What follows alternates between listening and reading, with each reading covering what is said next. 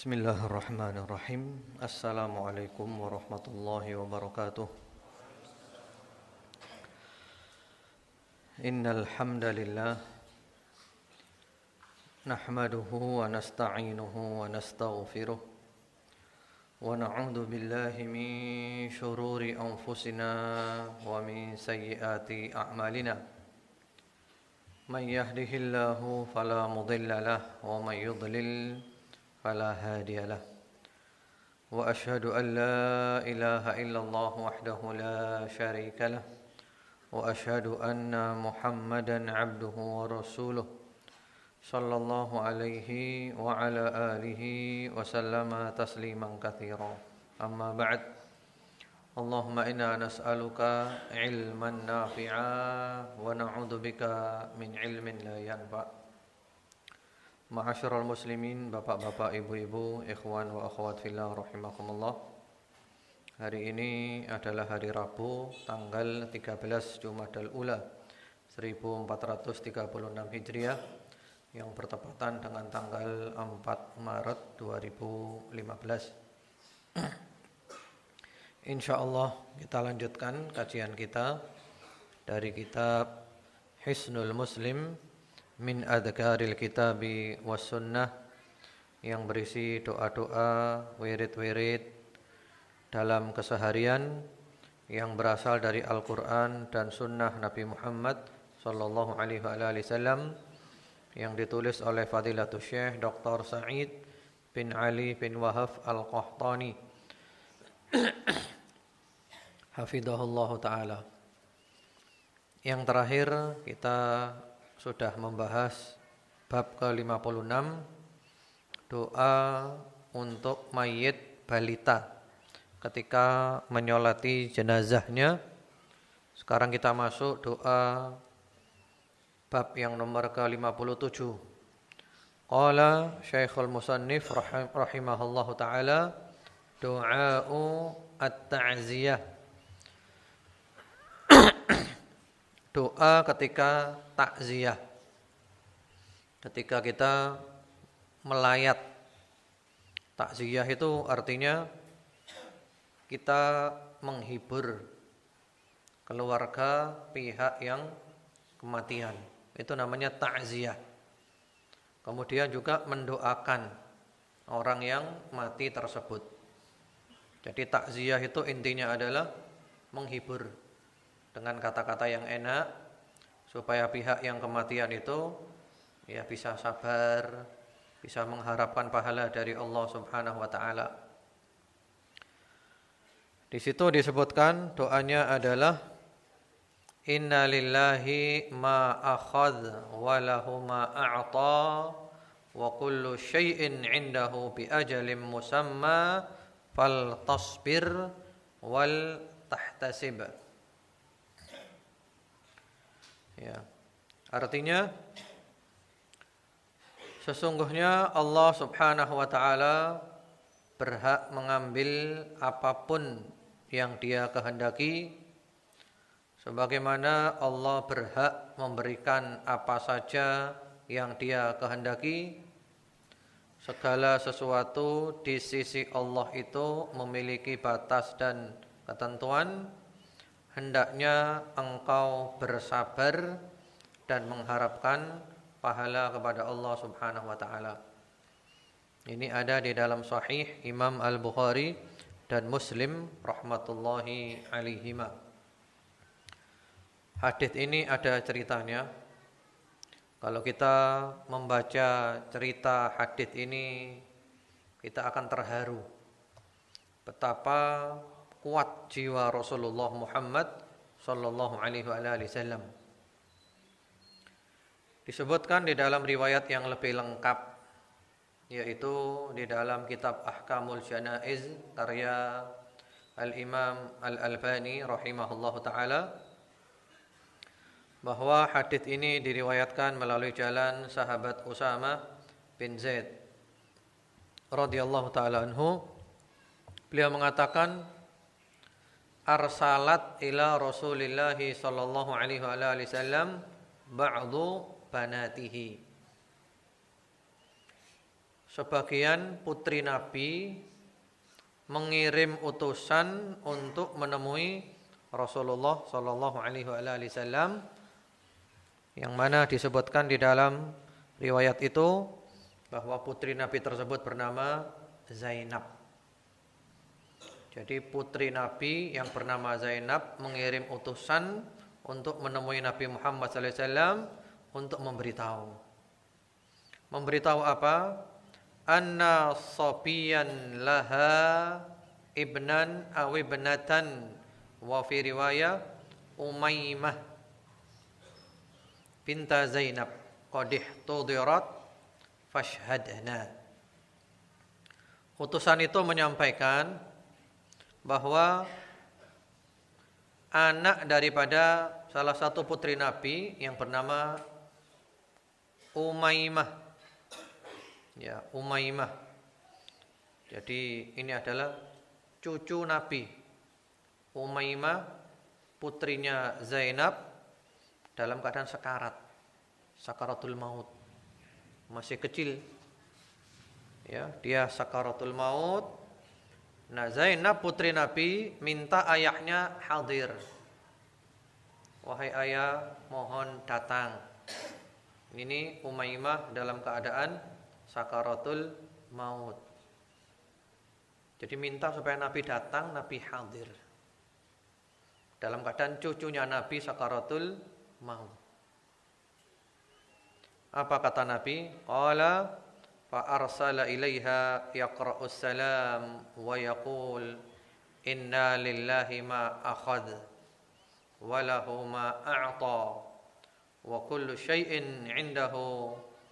Ya, dalam riwayat yang lainnya itu ila ajalin musamma fal tasbir wal tahtasib. Di redaksi Hisnul Muslim bi ajalin. Jadi ada bi ajalin, ada redaksi ila ajalin, maknanya sama. Ternyata Nabi tidak datang. Nabi hanya mengatakan kepada utusan itu, kamu balik aja kepada Zainab, kamu bilang aku kirim salam kepadanya. Dan katakan kepada Zainab bahwa sesungguhnya Allah itu yang mengambil. Dan Allah pula yang memberikan. Segala sesuatu ada ajalnya, ada batasnya yang telah ditentukan oleh Allah. Ya, suruh saja Zainab supaya sabar mengharapkan pahala dari Allah Subhanahu wa taala. Ini kita lihat betapa kuat hati Nabi. Jadi cucunya dalam keadaan sekarat. Nabi enggak harus hadir. Mungkin Nabi punya kesibukan yang lain. Sudah bilang aja supaya Zainab itu sabar. Utusan itu datang menemui Zainab radhiyallahu taala anha. Kemudian Zainab mengatakan kepada utusan itu, fa arsalat tuqsimu alaihi la ya'tiyannaha. Zainab mengatakan kepada utusan itu, tolong kamu balik lagi kepada Nabi. Bahwasanya anaknya yang bernama Zainab bersumpah atas nama Allah supaya ayahnya Nabi Muhammad datang. Jadi Zainab benar-benar minta, demi Allah wahai ayah, datanglah. Ya. Nah, kalau sudah begini seorang muslim harus memenuhi selama dia mampu, demi menghormati nama Allah yang dia bawa. Jadi dia bersumpah atas nama Allah supaya Nabi datang. Jadi dia ingin dihibur oleh ayahnya karena putrinya dalam keadaan sakaratul maut.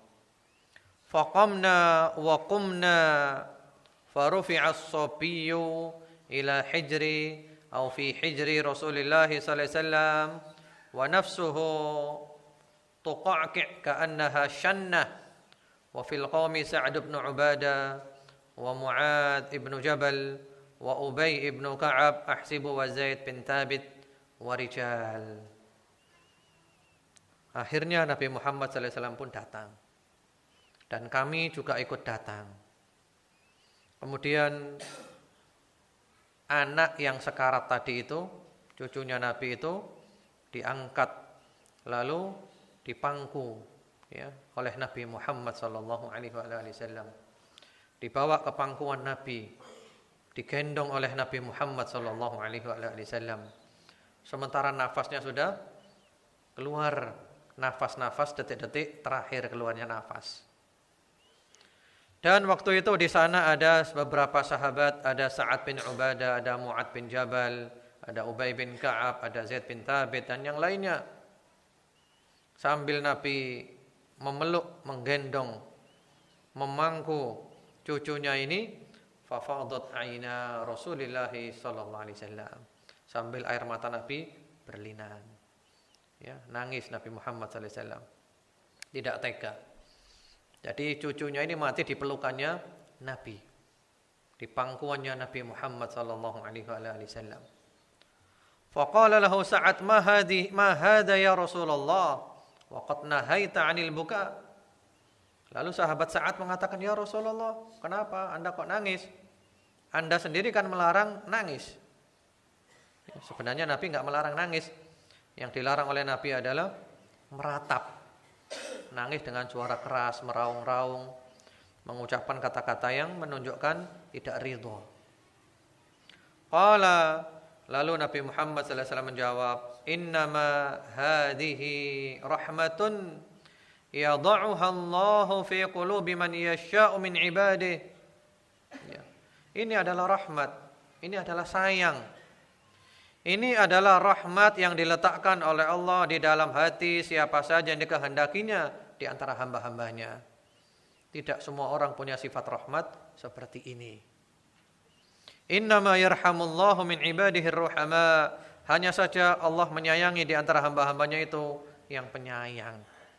Orang yang penyayang, yang punya sifat rahmat, dia disayang oleh Allah yang Maha Rahmat.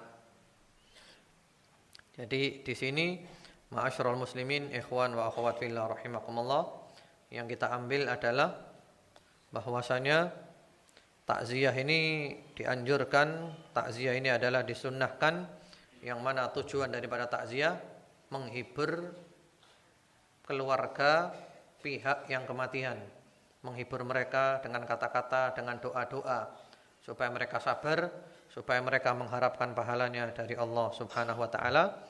Lah redaksinya ya diantaranya ini, dan tidak harus ini. Kalau kita datang ke rumahnya orang takziah mengucapkan ya inna lillahi ma akhad wa lahu ma akhta wa kullu syai'in indahu bi ajalin musamma faltasbir wal tahtasib. Nah, yang orangnya tidak paham, berarti belum terpenuhi tujuan daripada takziah. Jadi enggak harus bahasa Arab kalau mereka tidak paham. Kan tujuannya mereka itu terhibur kan. Atau mungkin kalau lebih afdal lagi, kalau kita ingin dengan redaksi Nabi seperti ini, ya kita ucapkan bahasa Arab dulu, setelah itu kita terjemahkan dengan bahasa yang mudah. Kematian ini adalah biasa. Allah yang memberi, Allah juga yang mengambil, semuanya juga pasti mati. Semuanya ada ajalnya. Ya mudah-mudahan Allah menjadikan Anda sekeluarga sabar. Mudah-mudahan Allah menjadikan Anda sekeluarga mendapatkan ganjaran dari Allah Subhanahu wa taala. Yang tujuannya itu.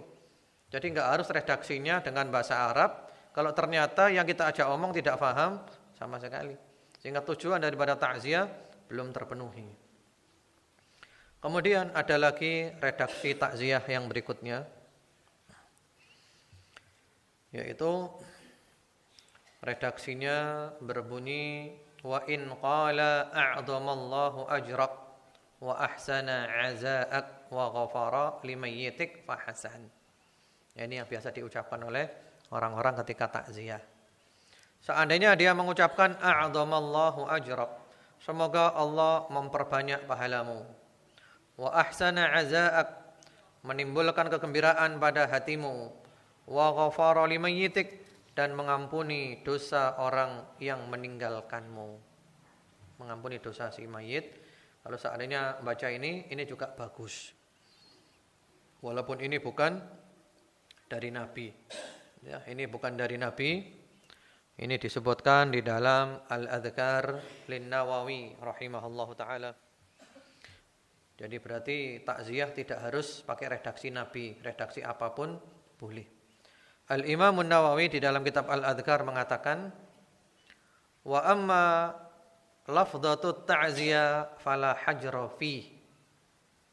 Redaksi takziah itu tidak ada pembatasan. Enggak harus gini, enggak harus gini, bebas.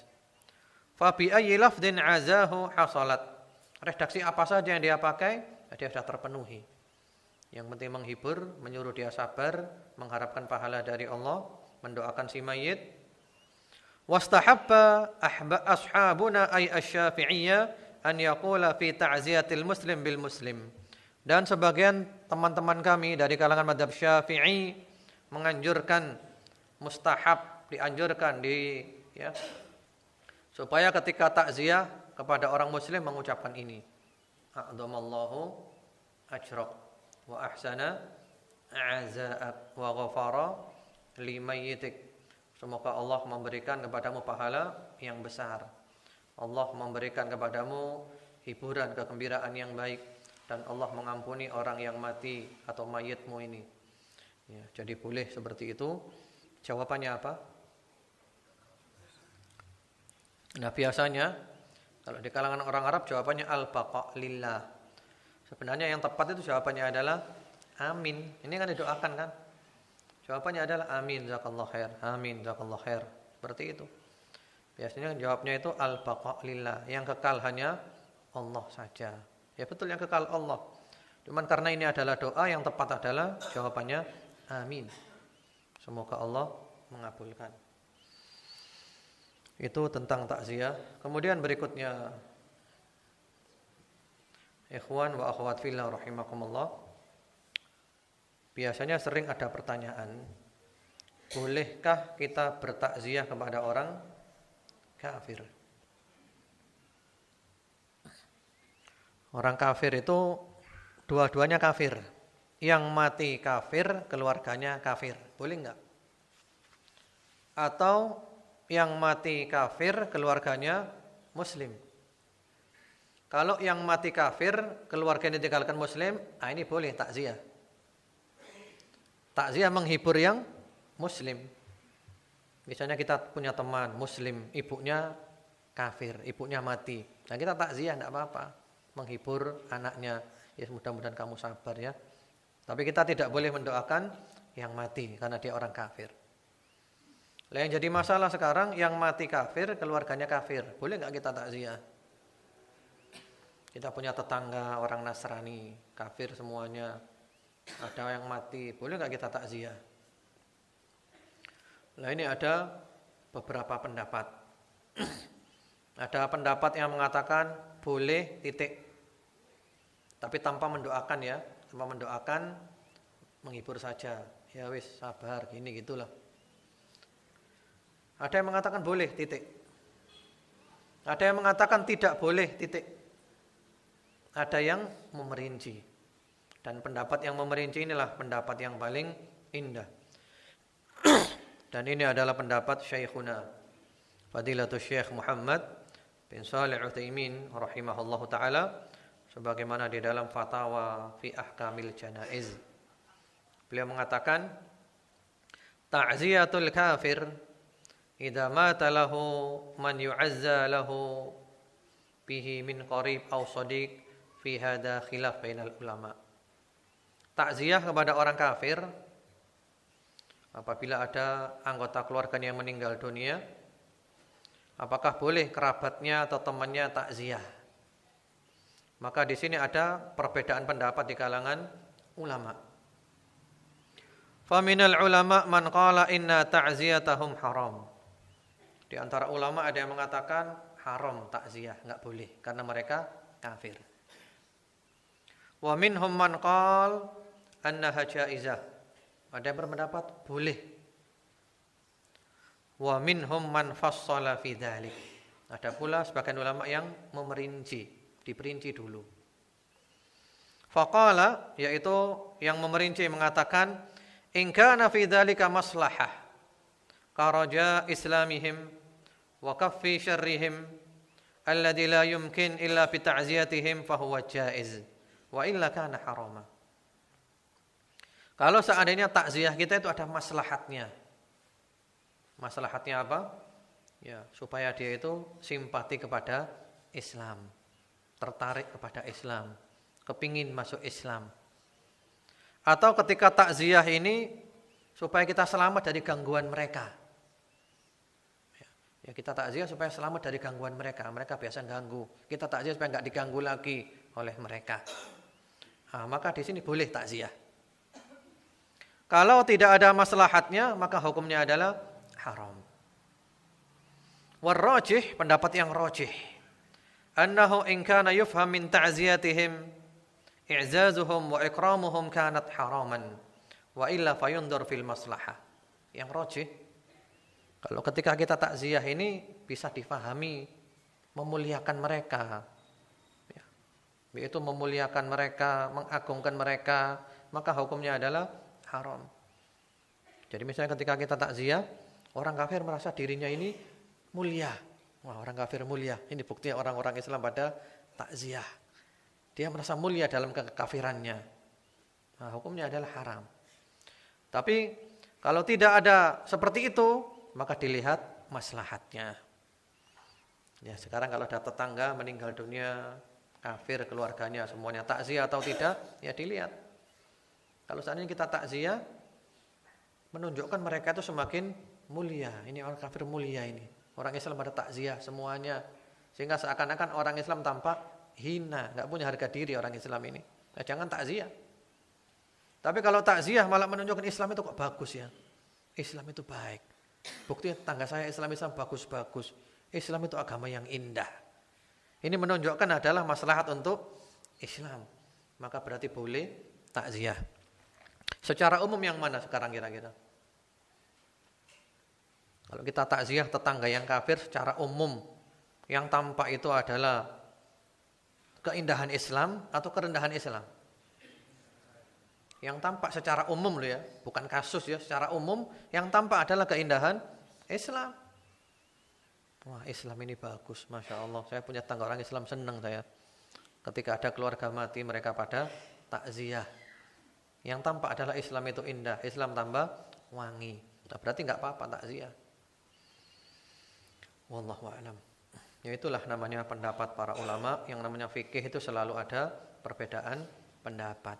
Imam Ahmad bin Hanbal saja dalam satu masalah kadang punya dua pendapat. Satu riwayat gini, kadang tiga pendapat. Itulah namanya fikih. Sehingga semua ulama ahli fikih dari 4 madhab melarang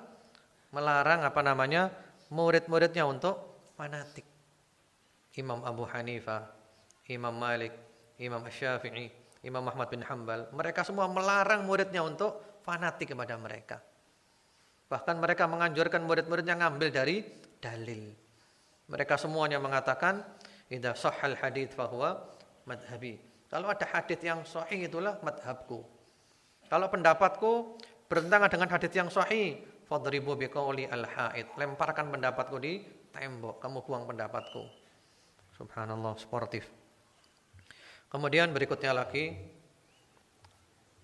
bab yang nomor ke-58, ad-du'a'u 'inda idkhalil mayyit al-qabra. Doa ketika memasukkan mayit ke liang kubur. Nah, ini jarang dipraktekkan. Sehingga perlu ada yang membimbing. Jadi kalau antum ngubur jenazah, kalau pas mau dimasukkan ke liang lahat, liang kubur, enggak ada yang mengucapkan, antum ucapkan dengan suara keras untuk mengajarkan bahwa ini adalah yang sunnah. Itu ucapannya Bismillah wa ala sunnati Rasulillah, dengan menyebut nama Allah dan mengikuti sunnah Rasulullah sallallahu alaihi wasallam. Ya. Ini diriwayatkan oleh Abu Dawud dengan sanad yang sahih. Imam Ahmad juga meriwayatkan dengan sanad sahih, redaksinya beda. Bismillah wa ala millati Rasulillah sallallahu alaihi wasallam. Diriwayatkan melalui jalan sahabat Abdullah bin Umar radhiyallahu taala anhuma. Jadi dua-duanya boleh ya. Jadi kalau pas jenazah mau dimasukkan kuburan, dikeluarkan dari keranda, enggak ada yang mengucapkan, antum ucapkan dengan suara keras. Bismillah wa ala sunnati Rasulillah, atau Bismillah wa ala millati Rasulillah. Ini adalah sunnah. Kalau sunnah ini jarang yang mengamalkan dan kita mengamalkan, maka kita mendapat ganjaran yang besar.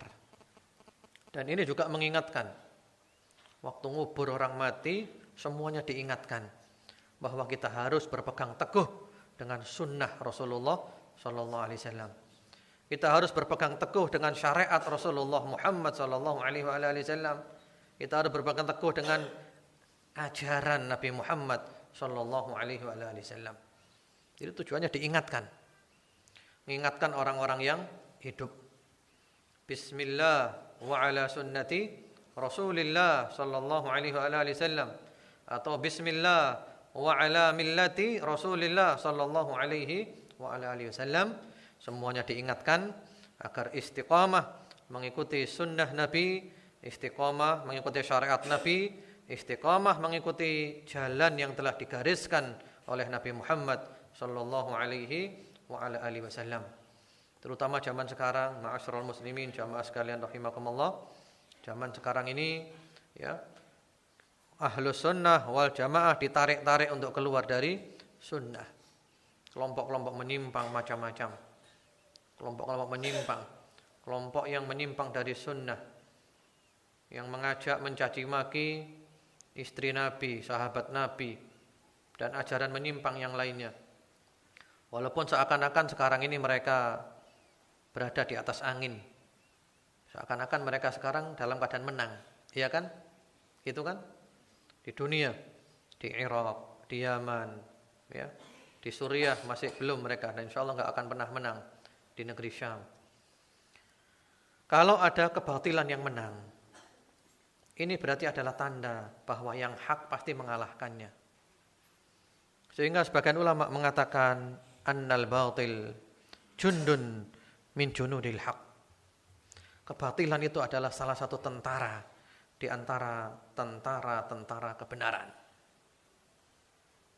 Loh, kok bisa? Kok bisa? Ini bahasa bukan tingkat tinggi, bahasa biasa.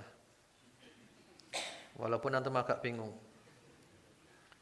Bahwasanya kebatilan itu adalah salah satu tentara di antara tentara-tentara al-haq. Kok bisa seperti itu?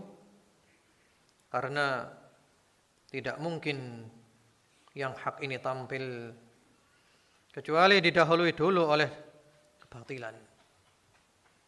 Yang batil dulu tampil. Kemudian setelah itu manusia tahu bahwa ini adalah batil. Manusia tahu ini adalah batil. Lalu manusia pun muak dengan kebatilan. Setelah manusia tahu itu adalah batil dan manusia muak dengan kebatilan, maka manusia akan kembali kepada yang hak. Ya. Innal batila jundiyun min junudil haq, li'annahu hinama ya'lu yu'limun nas fayasihun nas aynal haq fayadharullahu al-haq. Ya. Ketika manusia sudah bosan dengan yang batil, ini kok batil kayak gini, batil. Manusia akan tanya, mana kebenaran? Maka Allah tampakkan kebenaran. Dan manusia pun suka dengan kebenaran itu. Jadi jangan pernah kecil hati. Jangan pernah berprasangka kepada Allah dengan prasangka buruk, prasangka orang jahiliyah. Allah mengatakan di dalam Al-Quran, ya, ada prasangka namanya dhannul jahiliyah. Ada juga prasangka buruk, dhannus sau'. Ya dhunnuna billahi dhannas sau'. Mereka berprasangka kepada Allah dengan prasangka buruk. Ini ada korelasi antara prasangka kepada Allah dengan prasangka buruk dan prasangka jahiliyah. Itu para ulama menjelaskan dengan penjelasan yang sangat bagus. Di antaranya Al-Allamah Al-Imam Ibnul Qayyim rahimahullahu ta'ala. Prasangka yang buruk dan prasangka jahiliyah adalah ketika kita menyangka bahwa kebatilan pasti menang. Ketika kita menyangka bahwa yang hak pasti kalah dan yang hak musnah. Batil menang, yang hak musnah. Ini adalah prasangka buruk kepada Allah. Dan ini adalah prasangka jahiliyah yang kita dilarang. Tidak mungkin, ya, tidak mungkin Yang hak dikalahkan secara musnah, total, habis. Yang batil yang menang, tidak mungkin. Tidak mungkin. Yang mungkin itu adalah batil menang sebentar. Itu mungkin. Batil menang sebentar. Dan dalam batas tertentu tidak secara mutlak. Itu biasa. Al-Allamah Imam Ibnul Qayyim rahimahullah ta'ala di dalam Al-Qasidah An-Nuniyah mengatakan bahwasanya wal haqqu mansurun wa mumtahanun fahadhi sunnatur rahmani. Kebenaran pasti menang, tapi diuji dulu. Diuji dulu. Sakit dulu, payah dulu, minum jamu dulu. Orang kalau mau lahir itu ya perutnya sakit dulu, setelah itu baru lahir anaknya. Wal haqqu mansurun wa mumtahanun fahadhi sunnatur rahman. Ini adalah merupakan ajaran Allah. Ini adalah merupakan ketentuan Allah, ketetapan Allah yang Maha Rahman. Jadi seperti itu. Jadi tadi kita membahas doa apa tadi? Doa ketika masukkan mayit ke kuburan. Membaca apa? Bismillah wa ala sunnati Rasulillah. Bismillah wa ala millati Rasulillah. Supaya kita selalu ingat sunnah Nabi, ajarannya Nabi. Jadi enggak mungkin ajaran Nabi dihilangkan total, musnah, habis, bersih. Enggak mungkin, tidak mungkin. Bahkan Rasulullah sallallahu alaihi wasallam mengatakan di dalam hadis yang sahih, la tazalu ta'ifatun min ummati dhahirina 'alal haqq. Wa fi riwayah yuqatiluna fi sabilillah. La yadhurruhum man khadalahum wala man khalafahum hatta ya'tiya amrullah wa hum kadzalik. Bahwasanya akan selalu ada dari umat Islam ini sekelompok yang mereka menang di atas kebenaran. Ada juga redaksi yang menyebutkan yang mereka berperang di jalan Allah. Yang kemudian mereka dikenal dengan At-Taifah Al-Mansurah. Yang mereka berperang di jalan Allah. Tidak membahayakan mereka siapa saja yang menghinakan mereka dan menyelisihi mereka. Jadi mereka itu dihina, diselisihi. Tapi mereka selalu ada sampai kiamat. Atau para ulama menjelaskan sampai menjelang kiamat. Karena menjelang kiamat Allah mengirim angin yang sangat lembut, selembut sutra, yang wangi sewangi minyak kasturi, minyak misik. Yang ada orang punya iman di hatinya sekecil apapun iman itu, menghirup angin tersebut dan kemudian dia mati. Ini selalu ada. Ada juga redaksi yang menyebutkan bahwasanya ya hum bi Baitil Maqdis wa aknaf Baitil Maqdis. Mereka itu berada di Baitul Maqdis atau sekitar Baitul Maqdis. Yaitu mereka berada di bumi Palestina atau di negeri Syam. Subhanallah. Dan sekarang sudah benar-benar ada mujahidin pada kumpul di negeri Syam. Yang mereka dikenal dengan At-Taifah Al-Mansurah. Golongan yang pasti mendapat pertolongan dari Allah Subhanahu wa taala. Tinggal kembali kepada keikhlasan di hatinya. Mudah-mudahan siapa yang ikhlas di antara mereka dimenangkan oleh Allah Subhanahu wa taala dan tentu yang mengikuti sunnah Rasulullah sallallahu alaihi wasallam. Kemudian juga di dalam hadis yang sahih Rasulullah sallallahu alaihi wasallam menyebutkan bahwa nanti akan ada 3 pasukan. Jundun bil Yaman wa jundun bil Syam wa jundun bil Iraq. Ada pasukan berada di Yaman, ada pasukan berada di negeri Syam. Syam itu meliputi Palestina, Suriah, Lebanon, Yordania. Kemudian ada lagi pasukan berada di Irak. Lalu sahabat bertanya, "Ya Rasulullah, nasihat Anda kami gabung dengan pasukan yang ada di mana?" Kata Nabi, "Kamu gabung dengan yang ada di Yaman. Kalau tidak, silakan gabung dengan yang ada di Syam." Subhanallah. Dan sekarang terbukti pasukan itu ada semuanya. Di Yaman ada, di Syam ada, di Irak ada. Semua ini adalah tandanya hari kiamat. Yang mana peperangan di Syam ini mudah-mudahan ini adalah cikal bakal merebut kembali bumi Palestina.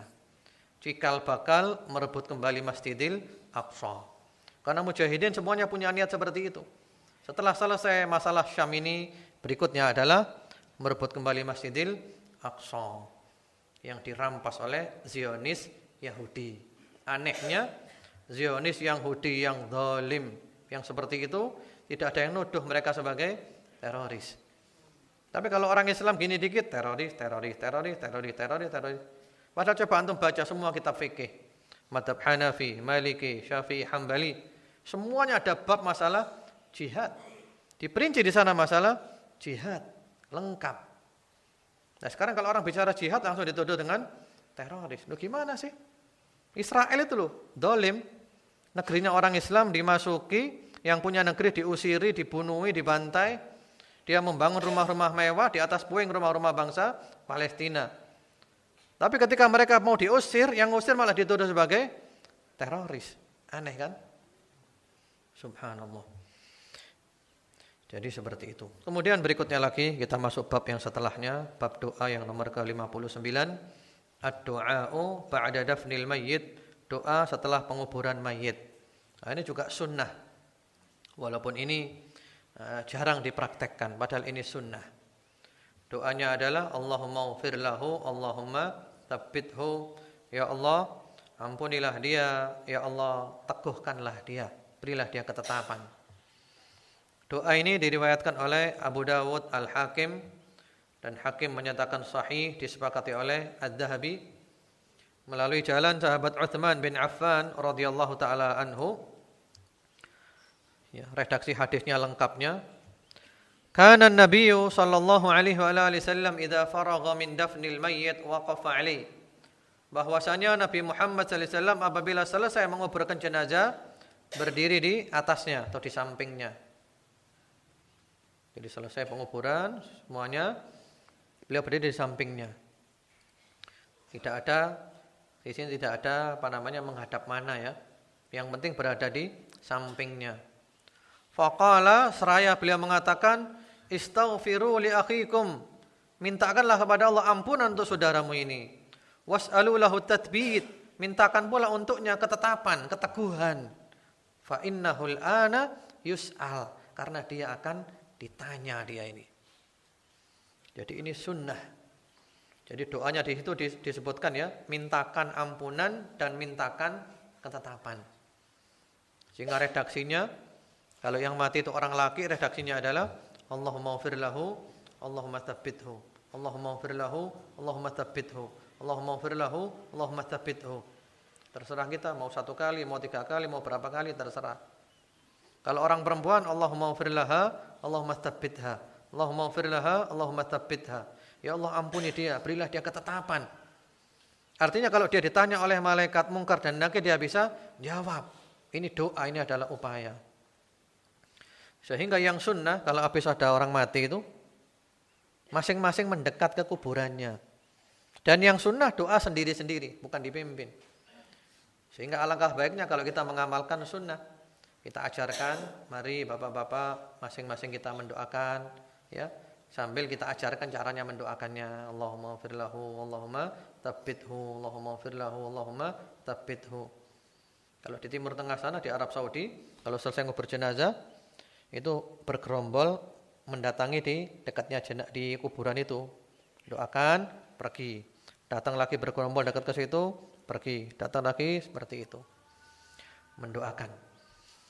Jadi ini adalah bukti bahwa setelah orang dikubur itu akan ditanya oleh malaikat di kuburan. Ya, ditanya di kuburan. Pertanyaannya ada 3. Man rabbuk wa ma dinuk wa man nabiyuk, siapa Rabbmu, apa agamamu, dan siapa nabimu. Dan jawabannya bukan hafalan, jawabannya adalah iman dan amal saleh. Ya, jadi seperti itu, wallahu alam. Insyaallah nanti kita lanjutkan lagi doa ketika ziarah kubur. Kemudian mengenai takziah tadi ada sedikit tambahan, yaitu tentang kalau ada kematian, ya, kalau ada kematian tetangga, itu disunahkan tetangga-tetangga yang lain memasakkan untuk keluarga pihak yang kematian. Jadi jangan orang kematian malah disibukkan dengan masak-memasak, ya, menjamu demikian banyak orang. Itu yang sunnah malah dimasakkan. Ketika Ja'far radhiyallahu taala anhu meninggal dunia, gugur sebagai syahid, Rasulullah SAW mengatakan, isna'u li ali Ja'farin ta'aman waqad atahum ma yashghaluhum. Buatkan makanan untuk keluarganya Ja'far, karena sekarang datang kepada mereka urusan yang menyibukkan mereka. Jadi alangkah baiknya kalau di kampung itu ada perkumpulan. Kalau ada rumah ya yang ada keluarga meninggal dunia, maka perkumpulan ini berusaha untuk memasakkan. Dimasakkan apalah? Buatkan nasi, buatkan soto, buatkan apa ya, kambing guling. Wah, ini mereka senang akhirnya kematian. Dapat kambing guling soalnya. Tapi jangan berdoa minta keluarganya mati, dapat kambing guling. Jadi maksudnya adalah dihibur. Jangan sampai mereka sudah kematian sibuk belanja ini belanja itu, kasihan mereka. Karena kadang pihak kematian itu bingung, ini di rumah banyak tamu, banyak ini. Akhirnya beli nasi bungkus 100 bungkus ini, kan tambah merepotkan mereka.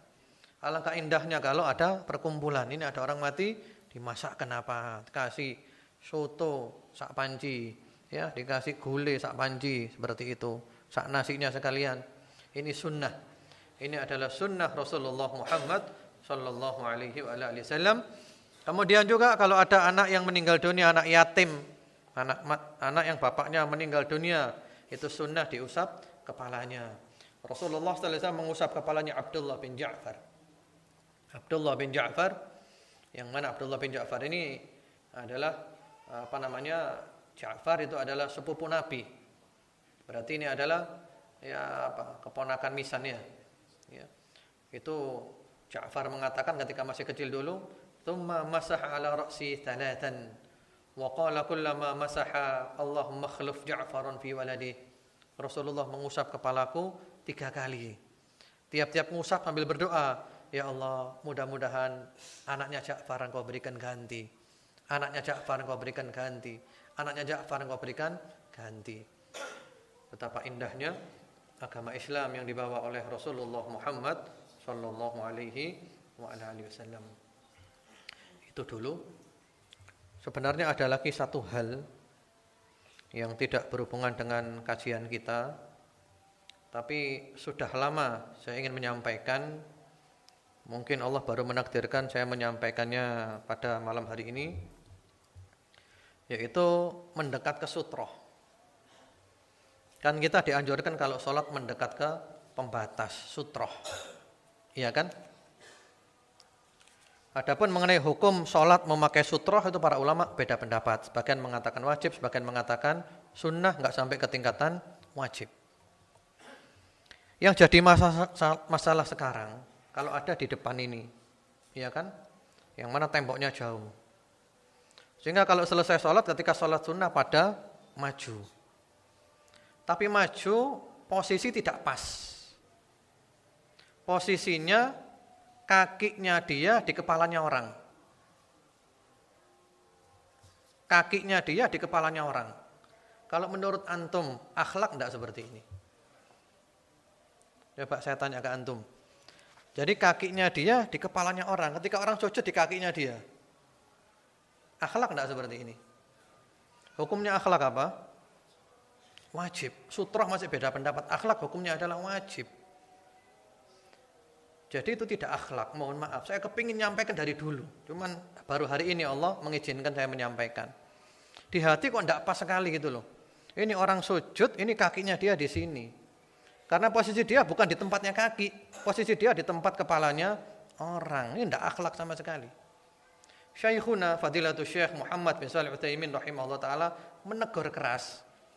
Kalau ada orang duduknya maju. Jadi kalau selesai sholat ya, Assalamualaikum, Assalamualaikum kan, Syekh Utsaimin kan ngadep ke makmumnya. Sunnahnya kan gitu. Biasanya kan ada makmum itu yang suka maju, duduknya maju. Iya kan? Begitu? Syekh Utsaimin marah. Ayo kembali lagi. Itu dianggap oleh beliau enggak akhlak. Enggak akhlak kenapa? Maju di depannya orang, belakangi orang. Suruh mundur oleh beliau. Ayo masuk lagi. Yang rapi semuanya. Jangan ada yang maju di depannya orang, enggak akhlak. Jadi mohon maaf. Coba sudah kita enggak pakai dalil-dalilnya, dibawa aja dalilnya. Pakai hati nurani aja. Pakai hati nurani coba. Ya. Kalau ada orang maju cari sutro, sementara posisi kakinya dia di di kepalanya orang. Sehingga orang kalau sujud di kakinya dia. Kalau menurut antum itu akhlak atau enggak? Akhlak apa enggak? Apa perlu di voting ini? Sepakat ya, enggak akhlak ya? Sepakat semuanya kan enggak akhlak kan? Atau ada yang enggak setuju? Enggak akhlak sama sekali itu. Tidak akhlak sama sekali. Jadi orang sujud, kepalanya orang di kakinya orang. Tapi kadang saya mikir, iki apa gak ngerti akhlak? Apa ngerti tapi itu salah paham. Salah paham ini repot. Salah paham dengan bodoh lebih berat salah paham. Karena kalau orang nggak ngerti diberitahu terima kasih jazakallah khair. Tapi kalau orang salah paham ngeyel. Ini kan ada dalil, ya dalilnya betul memang kamu salah paham dalil. Ini dihadapkan antara yang sunnah dengan yang wajib. Sutroh itu beda pendapat. Tapi akhlak adalah wajib. Mohon maaf. Saya dari dulu sudah nyimpen di sini. Tapi mungkin hari ini Allah baru menakdirkan saya menyampaikan. Tidak akhlak sama sekali. Silahkan. Mudah-mudahan Allah memberi kelapangan dada kita untuk mau kembali ke jalan yang benar. Kalau ternyata jalan kita selama ini adalah jalan yang salah. Wallahu a'lam. Maksud takziah pada orang kafir itu pada pemakaman atau hanya datang ke rumah orang yang ditinggal untuk menghibur. Ke rumah ya, bukan ikut ngubur. Jadi takziah orang kafir tadi itu ke rumahnya. Kalau takziahnya itu di tempatnya orang-orang kafir, kan orang Nasrani punya tempat takziah. Kalau ke sana jangan. Kalau itu jelas-jelas yang tampak adalah Islam itu hina. Kan orang Nasrani punya tempat takziah kan? Mereka punya tempat khusus untuk takziah. Jadi ada banyak ruangan untuk jenazahnya orang masing-masing, ini keluarganya fulan, keluarganya fulan, keluarganya fulan. Nah, kalau kita datang ke sana jangan. Kalau itu jelas hina. Tapi kalau ke rumahnya tetangga enggak masalah. Dilihat maslahatnya tadi itu. Dilihat maslahatnya ya.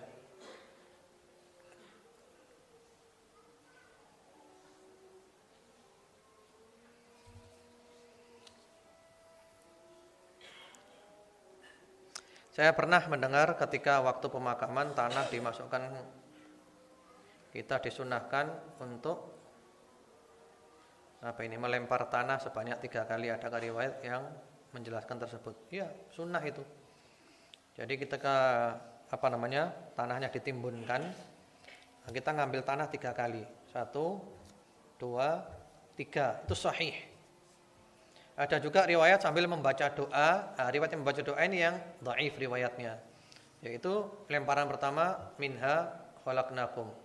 Kedua wa fiha nu'idukum. Yang ketiga wa minha nukhrijukum taratan ukhra. Riwayatnya dhaif. Tapi kalau ikut melemparkan tanah 3 kali itu sunnah. Itu sunnah.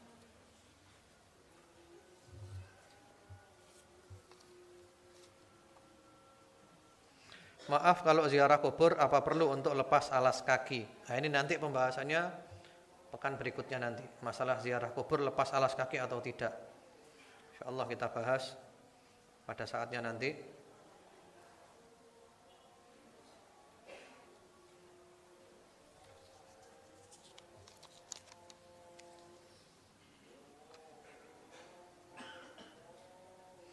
Ustadz, bagaimana hukumnya kalau kita bertakziah dengan niat supaya kalau kita meninggal juga banyak yang bertakziah?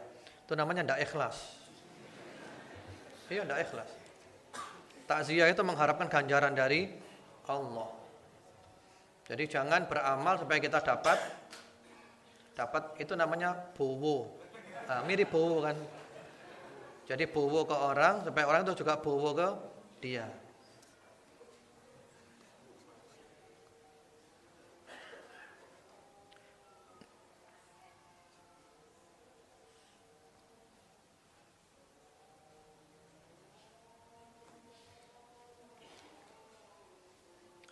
Ya, saya kira itu dulu.